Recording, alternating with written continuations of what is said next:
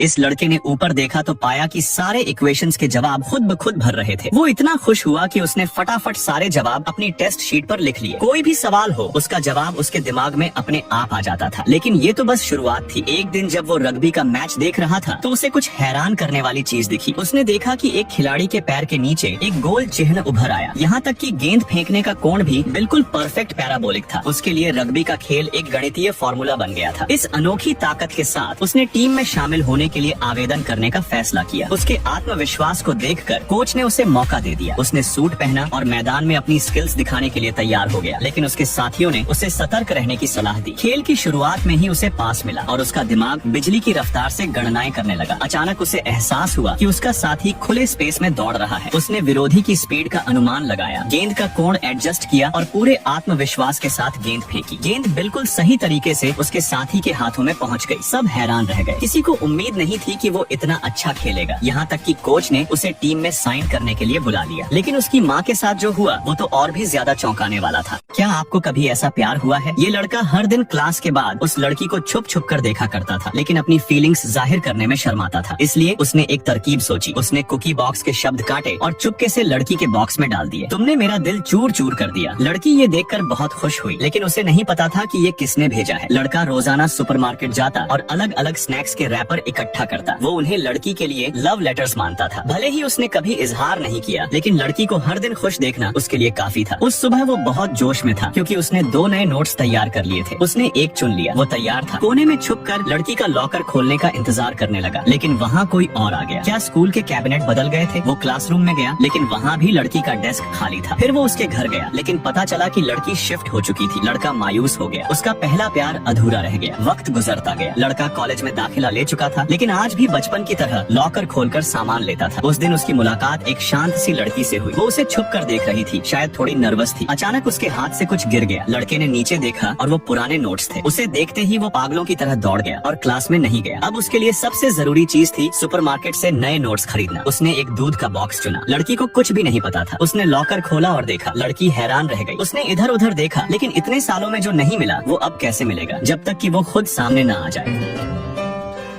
ये बूढ़ा आदमी शेव कर रहा था। जब उसने छूकर देखा तो कुछ अजीब लगा। शेविंग के बाद उसे पता चला कि पोते ने उसकी शेविंग क्रीम की जगह सुपर ग्लू रख दिया था। गुस्से में दादाजी ने जोर से घूंसा मारा। तभी उनका बेटा अंदर आया, जिससे टॉवल गिर गई और दोनों डर के मारे चीख पड़े। दादाजी बोले, किसी को मत बताना। बेटा बोला, मैंने कुछ नहीं देखा। लेकिन पोते की शरारतें यही नहीं रुकी। उस रात जब पोता सोने गया तो उसे बिस्तर पर कुछ महसूस हुआ। वो चौंक कर उठा और देखा कि बिस्तर पर एक बड़ा अजगर है। डर के मारे वो बिस्तर से कूद गया, खिड़की से बाहर भाग गया और घबराहट में दूर निकल गया।